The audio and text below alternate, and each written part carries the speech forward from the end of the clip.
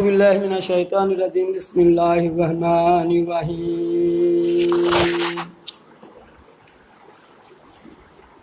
يا أيها الذين آمنوا كونوا قوامين بالقسط شهداء لله সূরা নিসার 135 নম্বর আয়াত। আল্লাহ বলেন, হে ঈমানদারগণ, আল্লাহ বলেন, হে ঈমানদারগণ, ইয়া আইয়ুহাল্লাযীনা আমানু কুলু কুলু কুলু কাওয়ামিনাল বিল কিসতি শুহাদা লিল্লাহি, তোমরা ন্যায় বিচারে দৃঢ় প্রতিষ্ঠিত থাকবে আল্লাহর সাক্ষী স্বরূপ। তাহলে আল্লাহ তাআলা বললেন, মানুষদেরকে, ঈমানদারদেরকে ডেকে বললেন, তোমরা ন্যায় বিচারে দৃঢ় প্রতিষ্ঠিত থাকবে আল্লাহর সাক্ষী হিসেবে। আল্লাহর সাক্ষী হিসেবে কেন বললেন? আল্লাহ আমাদেরকে পাঠিয়েছেন দুনিয়াতে ন্যায় ইনসাফ কায়েম করতে। আমরা যদি ইমানদার হয়ে থাকি তাহলে আমাদের সাক্ষ্যগুলো হবে সত্য। আর সত্য সাক্ষী যদি সত্যভাবে বিচার করি, অপরাধীদেরকে ভালোভাবে যাচাই করে ধরে তাকে শাস্তি দেই, তাহলে আল্লাহ বলছেন, তাহলে তোমরা আমার সাক্ষী হিসাবে থাকবে যখন কিয়ামতের ময়দানে কারো বিচার করা হবে এই ব্যাপারে, তখন তোমরাও সাক্ষী হবে যে হ্যাঁ, আল্লাহ এরকম বলছে, আমরা এরকম ভাবে চলেছি। ওয়ালাউ আলা আনফুসিকুম আবিল ওয়ালিদাইনি ওয়াল আকরাবিন, যদিও ইয়া তোমাদের পিতামাতা আত্মীয় স্বজনের বিরুদ্ধে যায়। যদি বিচার করতে গিয়ে আত্মীয় স্বজন পিতামাতাদের বিরুদ্ধে চলে যায়, তবুও তোমাকে কি করতে হবে? ইয়াকুন গনিয়ান আও ফাকিরান ফাল্লাহু আওলা বিহি, আল্লাহ বলেন যে সে ধনী হোক অথবা গরিবই হোক, আল্লাহ উভয় যোগ্যতার অভিভাবক। আমরা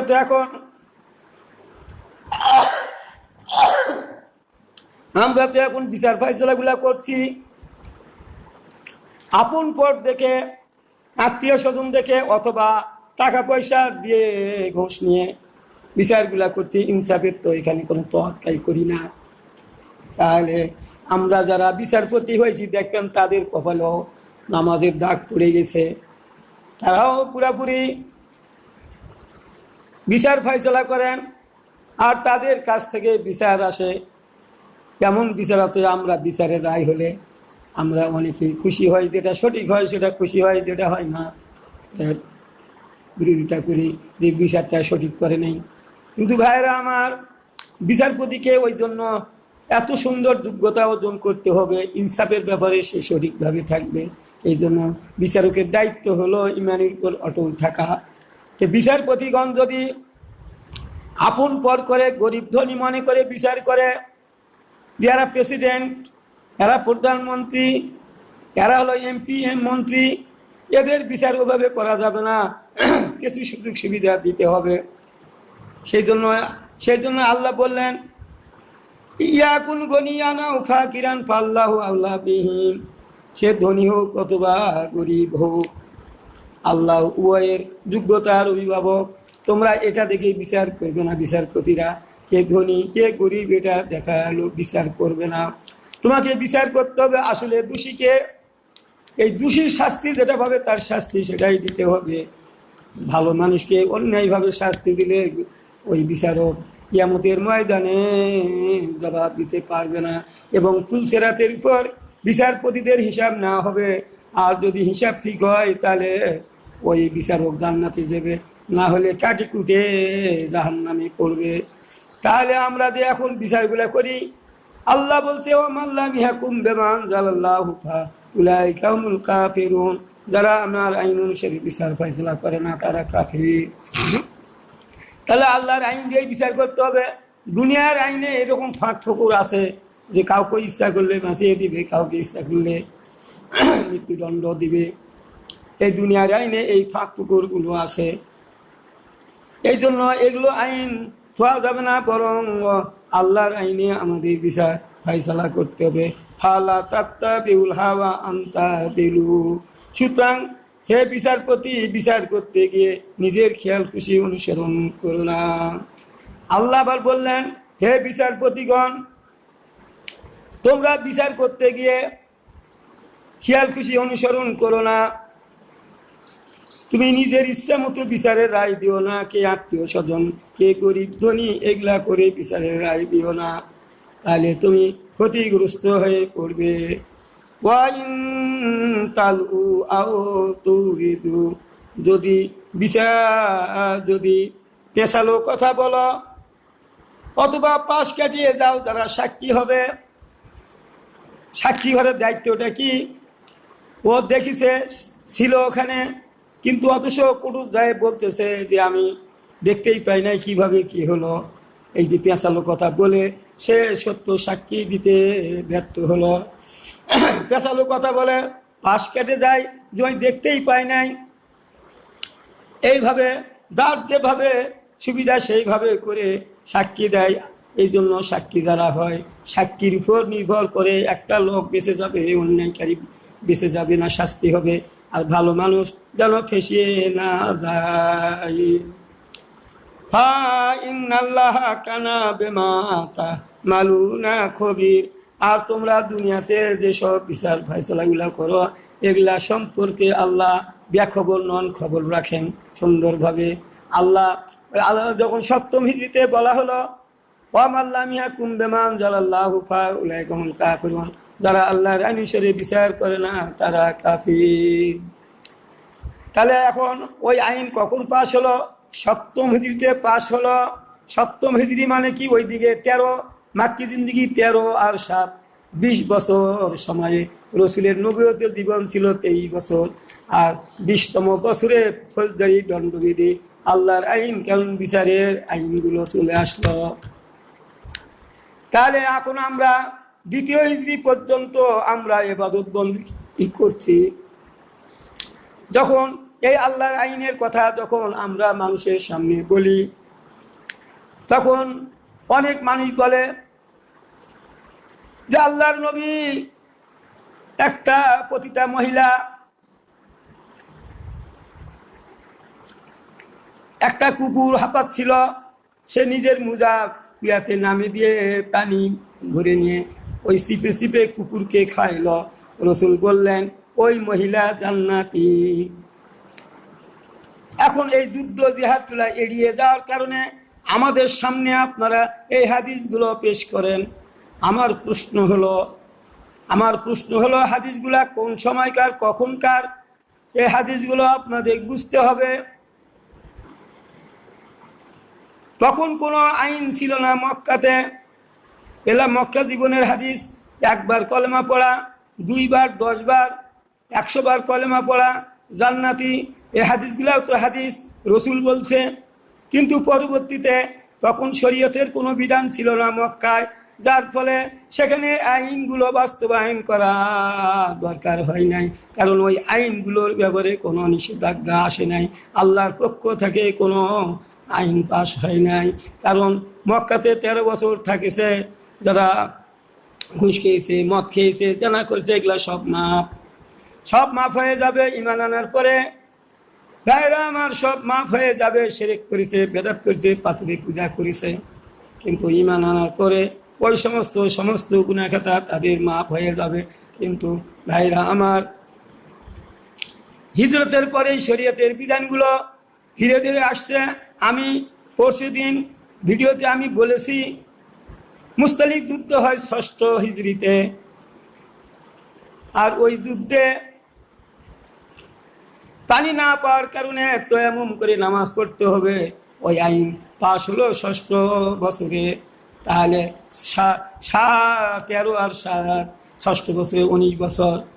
19 বছর জীবনে এই তায়াম্মুমের আইন আসলো। এর পূর্বে যারা পানি পায় নাই কিভাবে নামাজ পড়েছে, তায়াম্মুম করে পড়ছে না কি করে পড়ছে সেটা তারাই পড়ছে। এগুলার ব্যাপারে কোনো বাধা বিঘ্ন নাই। সুদ একবারে নিষিদ্ধ হলো 8ম হিজরির পরে। তাহলে পূর্বে যে হাদিসগুলা আসছে 119 নম্বর 219 নম্বর আয়াত বা অথবা 119 নম্বর আয়াত, যে তোমরা চক্রবৃদ্ধি হারে সুদ খেয়ে না, তোমরা এগুলা মানুষের উপর জুলুম করে সুদ নিয়ে না, তখনও নিষিদ্ধ হয় নাই। তবে সুদ নেওয়া যাবে না এ ব্যাপারে সতর্ক বাণী এসেছিল। পরবর্তীতে 8ম হিজরির পরে ইয়া আইয়ুহাল্লাযীনা আমানুত্তাকুল্লাহা হাক্কা তুকাতিহি ওয়ালা ইয়া আইয়ুহাল্লাযীনা আমানুত্তাকুল্লাহা ওয়া যারু বাকিয়া মিনার রিবা ইন কুনতুম মুমিনিন ফাইন লাম তাফআলু ফাজানু বিহারবিন মিনাল্লাহি ওয়া রাসূলিহি।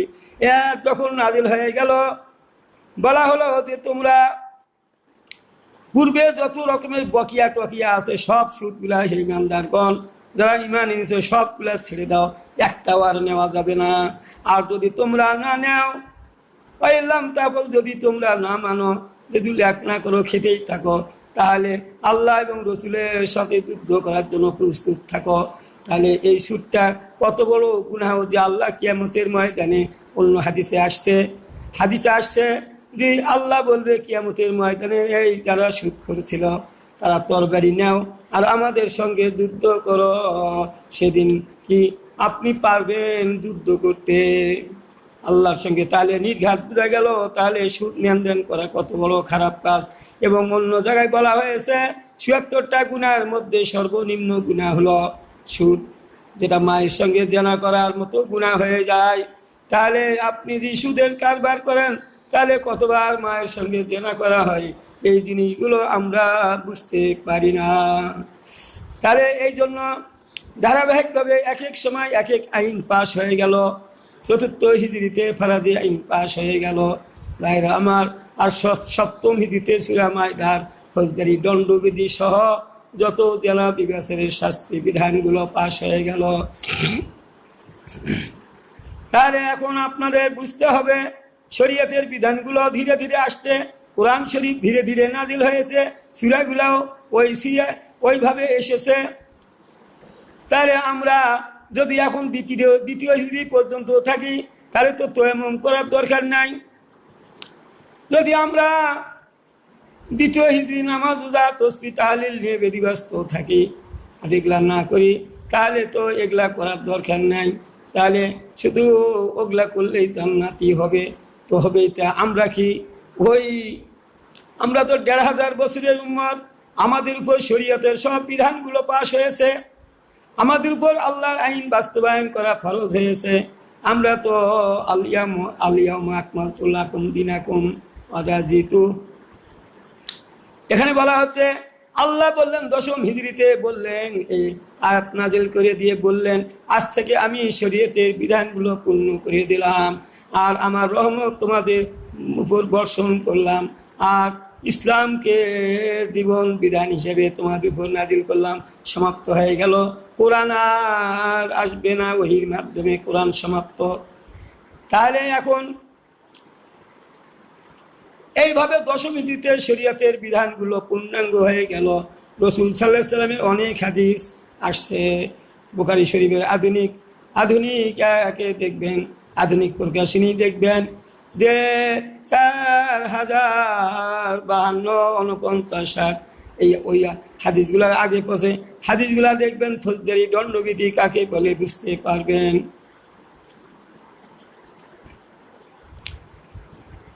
তাহলে আমরা কি এগুলা মানি? আমরা মানি না। আমরা নামাজ রোজা করছি অবশ্য এই আইনগুলো যারা আনতে চায় তাদের বিরোধিতা করছি।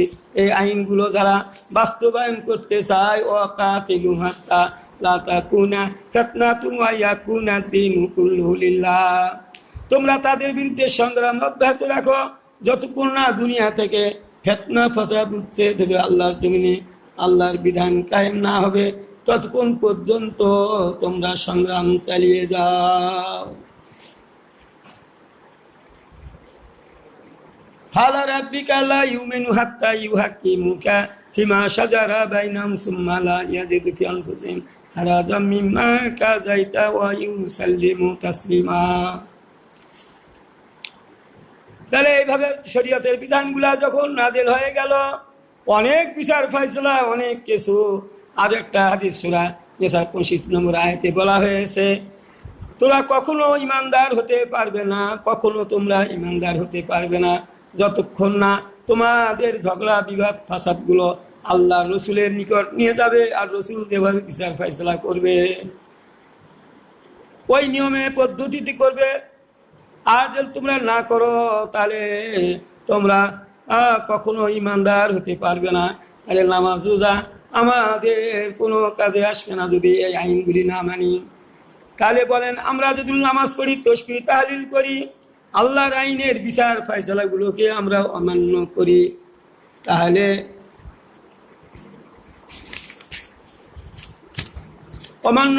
তাহলে আমাদের ঈমান থাকে কোথায়? তাহলে এই আয়াতগুলো অস্বীকার করতে হয়, এই আয়াতগুলো আমাদের অমান্য করা হয়।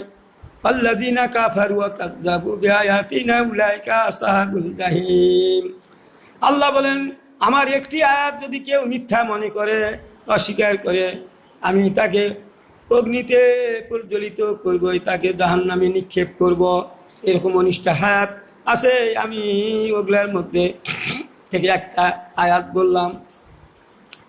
আল্লাযীনা কাফারু ওয়া কাযযাবু বিআয়াতিনা উলাইকা আসহাবুন নার। 57 সূরা হজের 57 নম্বর আয়াত। এখানে বলা হচ্ছে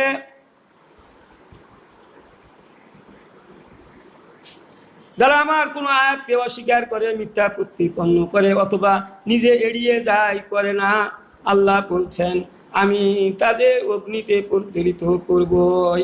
তাহলে যারা আমরা তসবিহ তাহলিল করছি, যারা আমরা নামাজ পড়ছি, রোজা করছি, অথচ আমরা এই আইনগুলো এই দেশে আসুক আমরা কোনো ভ্রুক্ষেপ করছি না, যারা করছে তাদের বিরোধিতা করে যাচ্ছি, অথচ নিজেকে খাঁটি ইমানদার হিসেবে মানুষের সামনে জাহির করছি। আমি আপনাদের বুঝাতে চাচ্ছি, আপনি যদি এই আইনগুলো না চান, এই আইনগুলো না করেন, তাহলে আমরা বলে থাকি রসুলরা করছে তাই আমাদের করতে হবে, রসুলের হুকুমগুলো আমাদের মেনে চলতে হবে। আপনারা হাদিস বলেন আর রসুলও বলছে। আন আবি হুরায়রা ক্বালা ক্বালা রাসূলুল্লাহ সাল্লাল্লাহু আলাইহি ওয়াসাল্লাম দাখালাল জান্নাতা ওয়া মান জান্নাতা ওমান আতানি দাখালাল জান্নাতা ওমান আসানি ফাকাত আবি। আল্লাহ নবী বলেন যারা আমার আনুগত্য করলো, আমার কর্মকাণ্ড করলো, তারা জান্নাতে প্রবেশ করলো, আর যারা আমার কর্মকাণ্ড অমান্য করলো তারা আমাকে অস্বীকার করলো। তাহলে রসুলের মাদানী জিন্দেগির বিচার বিভাগের এই হুকুমটা যদি আপনি না মানেন, আপনি এই আয়াতগুলার হুকুম যদি আপনি না মানেন, তাহলে আল্লাহ রসুলের কর্মকাণ্ড আপনি অস্বীকার করলেন, অমান্য করলেন। তাহলে রসুল বলছে তারা তো আমার ইমানদার নয়। আব্দুল্লাহ ইবনে আমরিন আন নবী সাল্লাল্লাহু আলাইহি ওয়াসাল্লাম আন রাগিবান সুন্নতি ফালাইসা মিন্নি। আব্দুল্লাহ ইবনে আমরিন থেকে বর্ণিত, তিনি বলেন রাসূল সাল্লাল্লাহু আলাইহি ওয়াসাল্লাম বলেন যারা আমার হাদিস শুনে অহংকারী মুখ ফিরিয়ে নেয়, আমার হাদিস শোনার পরেও আমার কর্মকাণ্ডকে অমান্য করে, তারা আমার দলভুক্ত নয়, তারা আমার দলভুক্ত নয়। তাহলে এখন দেখেন, তাহলে আপনি এই হাদিসগুলো কেন বুঝেন না? তাহলে আমরা আল্লাহর আইনে আনার জন্য চেষ্টা যদি আপনারা করছেন, ওগুলো এমনি এমনি যদি হয়ে যাবে, এমনি এমনি যদি হয়ে যাবে। আমি আপনাদের কাছে প্রশ্ন রাখছি, কোরআন পড়ি কিন্তু কোরআন বুঝে পড়ি না। আল্লাহ কোরআনের মধ্যে বলছে সূরা রাদের 11 নম্বর আয়াত অথবা ওই প্রথম দিকেই আছে, সেখানে বলা হয়েছে আমি ওই জাতির অবস্থা পরিবর্তন করে দেই না যে জাতি নিজের অবস্থা নিজেই পরিবর্তন করেন। আল্লাহ নিজেই বলছেন আমি ওই জাতির অবস্থা পরিবর্তন করে দেই না যে জাতি নিজের অবস্থা নিজেই পরিবর্তন করে। আবার আরেক জায়গায় বলা হয়েছে আল্লাহ বলেন আমি এমন নহে যে কারো আমি অবস্থা পরিবর্তন করে দিব যে জাতি নিজের অবস্থা পরিবর্তন না করে। আল্লাহ নিজেই বলছেন আমি কখনো পরিবর্তন করে দিব না। কিছু কিছু আলেম ভাইদের কাছে আমার প্রশ্ন, আপনারা যে বলেন এমনি এমনি কায়েম হয়ে যাবে, আপনার তো বয়স 60-70 হয়ে গেছে, কোনবা দিন মরবেন, আমরাও মরবো, সবাই মরবো, কিন্তু ভাই কোন দিন কায়েম হবে? তাহলে তো আপনি নিজের আমলটা দেখে যেতে পারতেন না, কিন্তু আপনাকে তো হিসাব দিতে হবে আল্লাহর কাছে। আপনি কি করেছেন? এমনি এমনি হয়েছে কেন? এমনি এমনি যদি সব হয়ে যায়, আমার রসুল কেন এত কষ্ট করলেন? আমার রসুল কেন এত যুদ্ধ জেহাদ করলেন? কেন রসুল আমার নবী, তিনাকে আমি তার হাতের মাধ্যমে আমি তাকে অন্যায় অনাচারের বিরুদ্ধে লড়াই করার পরে তাকে আমি রাজত্ব দিয়েছি, এমনি এমনি রাজত্ব আমি কাউকে দেই না। তাহলে বলেন, আপনারা যারা তাসবিহ তাহলিল করেন, যারা নামাজ পড়েন, ভালোভাবে নামাজ পড়েন, তাদের কাছে আমার প্রশ্ন, তাহলে রসুল সাল্লাল্লাহু আলাইহি সাল্লাম সাহাবীগণ কেন বুঝলেন না নামাজ রোজা করলেই জান্নাত হবে? তাহলে কেন হুড়হ্যাঙ্গামের মধ্যে কেন তিনি গেলেন? রসুল সাহাবীগণ গেলেন, বলেন কেন গেলেন? বলেন, আল্লাহর নবী, আল্লাহ নিজেই বলেছে 80 নম্বর আয়াত সূরা নিসার, দেখবেন, মাইতুর রাসূলা ফাকাত আতা আল্লাহ, যারা আমার রসুলের কর্মকাণ্ড করে তারা তো আমার কর্মকাণ্ড করে, যারা তো রসুলের আনুগত্য করে তারা তো আমার আনুগত্য করে, আল্লাহ নিজেই বলে দিলেন। তাহলে ইনাত্তাবু ইল্লা মাউইহা ইলাইয়া, আল্লাহ নবী বলেন, আল্লাহ যা বলেন আমি তাই করি, নিজের থেকে কিছু করি না, মন বানিয়ে কোনো কথা বলি না। আল্লাহ যা বলেন আমি তাই করি। ওমা আতাকুমুর রাসূলু ফাখুযুহু, আল্লাহ বলেন আমার রসুল যা দেয় তা তোমরা গ্রহণ করো। ওমা নাহাকুম আনহু ফান্তাহু, আমার রসুল যা থেকে নিষেধ করে তা থেকে তোমরা বিরত হয়ে যাও। তাহলে আল্লাহ বলছে যে আমার রসুল যা করে বলে তাই করো। রসুল সাল্লাল্লাহু আলাইহি ওয়াসাল্লাম আল্লাহর জমিনে আল্লাহর বিধান কায়েম করেছে, যুদ্ধ করেছে, সব কিছু করে দেখিয়ে দিয়ে ইসলামকে বিজয়ী করে গেছেন। ভাইরা আমার, আপনারা কেন এইগুলা রসুলের কর্মকাণ্ড অমান্য করেন? একটা আয়াত অমান্য করলে শাস্তি, আল্লাহ বলছেন তাকে অগ্নিতে প্রজ্বলিত করবই। তাহলে রসুলের কোনো কর্মকাণ্ড অমান্য করার না পারলেও পক্ষে থাকতে হবে, কিন্তু যদি আপনি বিরোধিতা করেন রসুলের কর্মকাণ্ডের, কোন হাদিসের বিরোধিতা করেন, তাহলে আপনার শাস্তি, মুনাফিক হয়ে যাবেন। আল্লাহ হুজুরাতের মধ্যে দেখবেন, সূরা হুজুরাতের মধ্যে আল্লাহ বলেন তোমরা নবীর কণ্ঠস্বরের উপর নিজের কণ্ঠস্বর উঁচু করো না। যদি তোমরা রসুলের কণ্ঠস্বরের উপরে কথা বলো তাহলে কি হবে? তাহলে কি বা আল্লাহ বলছেন তোমাদের অজান্তেই তোমাদের আমলগুলো ব্যর্থ হয়ে যাবে, তোমাদের যে ভালো কাজ করেছো সেগুলা ব্যর্থ হয়ে যাবে। তাহলে রসুলের হাদিসকে, রসুলের কর্মকাণ্ডকে যদি আমরা অস্বীকার করি, না মানি, তাহলে আমাদের কি আমলগুলো ডিলিট হবে না? প্রশ্ন রাখলাম, আমাদেরগুলো ডিলিট হয়ে যাবে। তাদের গেছে সাহাবীরা রসুলের পিছনে নামাজ পড়ে এত সব ইনকাম করেছে, কাবা শরীফ মদিনা শরীফে নামাজ পড়ছে, কত সবের অধিকারী তারা। আমরা তো ভাই, আমরা তো গ্রামের মসজিদে নামাজ পড়ি, আমরা তো অত সব ইনকাম করা পারি নাই। সেই সমস্ত সাহাবীরা একটা হুকুম অমান্য করার কারণে তাদেরকে মুনাফিক হিসাবে ঘোষিত হয়েছে। তামিমি গোষ্ঠী খালি বলেছিল হে আল্লাহর নবী ইনসাফ করুন, ইনসাফ করুন, তাই তার ইমানটা চলে গেছে, মুনাফিক হয়েছে। অথচ তার নামাজ রোজা উমরের থেকে ভালো ছিল, উমরের থেকে নামাজ রোজা তাদের উত্তম ছিল। তারপরেও শুধু রসুলকে বলিছে ইনসাফ করুন, ইনসাফ করুন, তার মানে অখ দেও বন্টন করুক। বাইতুল মাল বন্টন করতেছিলেন, সদকার মাল বন্টন করছিলেন রসুল। আর ওই সময় তামিমি দুল খুয়াইছিরা তামিমি বলল রবি ইনসাফ করুন, ইনসাফ করুন, তার মানে রসুলকে জানিয়ে দিচ্ছেন তোমার এটা ঠিক হয় নাই, বরং তুমি ইনসাফ করে বিচার করুন। আল্লাহর নবী বলেন আরে তামিমি শোনো, আমি যদি ইনসাফ না করব কে ইনসাফ করবে? কারণ আমি তো ইনসাফের প্রতীক। ভাইরা আমার, এ কথা বলার পরে তার ইমানটা চলে গেল, তার ইমান নষ্ট হয়ে গেল। অথচ তার নামাজ রোজা উমরের থেকেও শক্তিশালী ছিল। তো আপনারা তাসবিহ তাহলিল করবেন, নামাজ রোজা করবেন, আল্লাহর আইন মানবেন না, তাহলে আপনারা বলেন আপনারা কি ইমানদার আছেন কিনা? আমি বলবো না।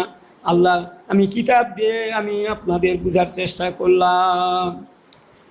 সূরা হুজুরাতে যদি রসুলের উপর দিয়ে কথা বলায় আমলগুলো ডিলিট হয়ে যাবে, তাহলে রসুল তো রসুলের কথাগুলাই তো রসুলের কথা, ওই কথাগুলা বলি। আর আপনি যদি অহংকারে মুখ ফিরিয়ে নেন তাহলে আপনার ইমানটা থাকে কোথায়? ইমান তো থাকে না। আমরা বুঝি না, বড় বড় আলেম ওলামারাও বলেন যে রসুল সাল্লাল্লাহু আলাইহি সাল্লাম তো রাষ্ট্রপ্রধান ছিলেন না, মদিনার খেলাফত আপনি দেখতে পান না, রসুলের জীবনে কত কষ্ট করেছে।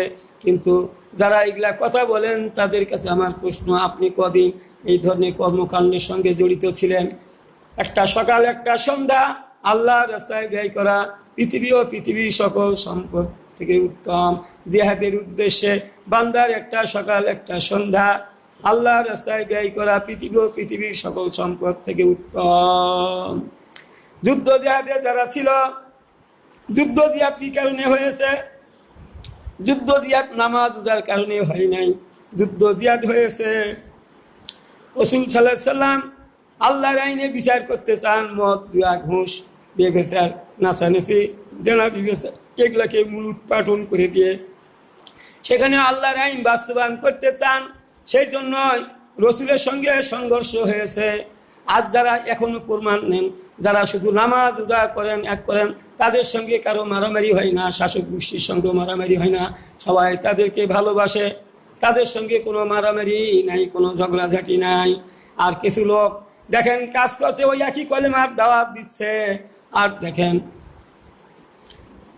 তাদের বিরোধিতা কত করতেছে, তাদের বিরুদ্ধে খড়গহস্ত হয়েছে এবং তাদের মারছে। আমি আপনাদের কাছে বুঝাতে চাচ্ছি যে কলমার দাওয়াত দিল রসুল, লা ইলাহা ইল্লাল্লাহু লা তুফলিহুন তুফলিহুন। এই আয়াত যখন কলমা যখন পড়লেন, আবু জেহেল পাথর নিয়ে রসুলের মুখমণ্ডলে নিক্ষেপ করলেন। তার মানে ওরা বুঝতো এটাতে কলমার মধ্যে কি আছে। আর আপনি তো বলেন কলমার দাওয়াত দিচ্ছি, কলমার দাওয়াত দিলে বাধা আসবে, রসুল বাধা পেয়েছে, আপনার কলেমা কিভাবে বলেন বাধা কেন আসে না? আপনি কলেমা কিভাবে বলেন বাধা আসে না? তাহলে বুঝতে হবে আপনার দাওয়াতটা সঠিক হচ্ছে না। যা আপনাকে বুঝতে হবে ওই কলেমার দাওয়াত দিতে গেলে, সঠিকভাবে বুঝাতে গেলে আল্লাহর আইনের কথা আসবে, সার্বভৌমত্বের কথা আসবে।